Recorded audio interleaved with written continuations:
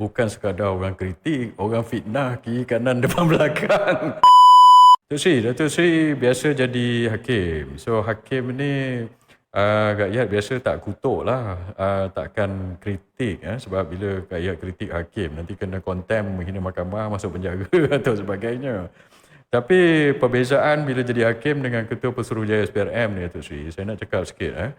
Datuk Sri kena biasakan kena kritik lah, kena kutuk, kena tanya Azam Baki macam mana.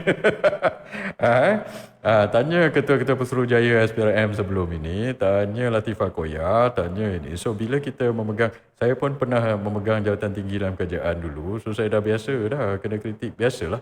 That come with a package tau Datuk Sri. It comes with with a job. No.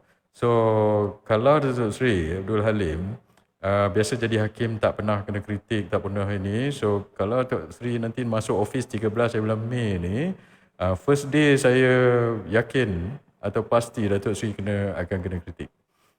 Sekarang ni pun dah ada orang kritik Datuk Sri tak boleh meloncat lah. So I'm preparing you for the office, you know.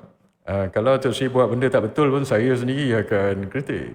Dan orang-orang yang tadi pergi buat himpunan Azam Baki di Sogo tu, kalau Datuk Sri buat tentu arah, mereka orang yang sama itu akan pergi guling-guling lagi di jalan raya.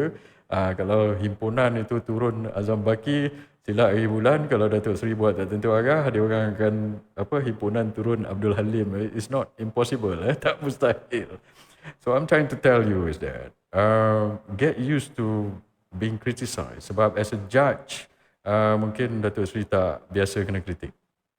Tapi as a Ketua Pesuruhjaya SPRM, it comes with the job. It's a package lah.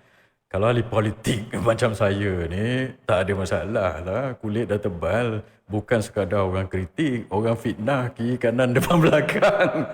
Yang saya tahu, yang saya tak tahu dalam WhatsApp group ke yang bisik-bisik itu perkara biasa untuk kita orang ini tak menjadi masalah.